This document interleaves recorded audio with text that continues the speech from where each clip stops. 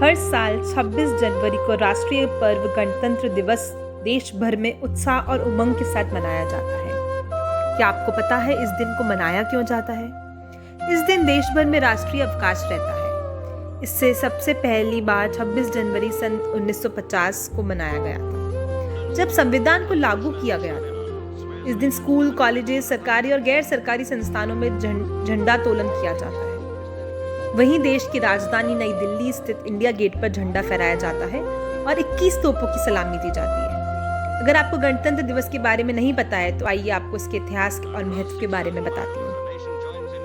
भारत में पूर्ण स्वराज की मांग सबसे पहले दिसंबर 1929 में लाहौर के कांग्रेस अधिवेश में की गई थी। इसके अध्यक्ष पंडित जवाहरलाल नेहरू जी थे। इस अधिवेशन में ही पूर्ण स्वराज प्रस्ताव को पेश किया गया था। इसके उपरांत जवाहरलाल नेहरू ने रावी नदी के तट पर 31 दिसंबर 1929 को आधी रात में झंडा फहराकर पूर्ण स्वराज के प्रस्ताव को बुलंद किया। हालांकि ब्रिटिश हुकूमत ने नेहरू रिपोर्ट को सिरे से खारिज कर दिया। तब कांग्रेस ने 26 जनवरी 1930 को पूर्ण स्वाधीनता दिवस मनाया। इसके बाद से हर साल 26 जनवरी को पूर्ण स्वाधीनता दिवस मनाया जाने लगा।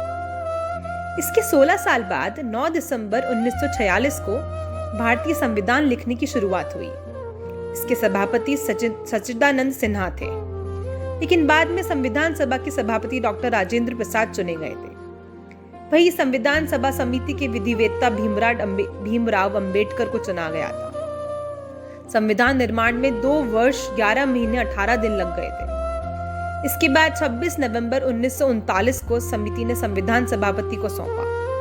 हालांकि आधिकारिक तौर पर 26 जनवरी 1950 को संविधान लागू किया गया था। इससे पहले भारत सरकार अधिनियम 1935 लागू था, जो भारत को पूर्ण स्वराज्य का दर्जा नहीं देता था। इसके लिए भारत सरकार अधिनियम एक्ट 1935 को निरस्त कर भारतीय संविधान को लागू किया, जिसे लिखन में तकरीबन 3 वर्ष लगे थे।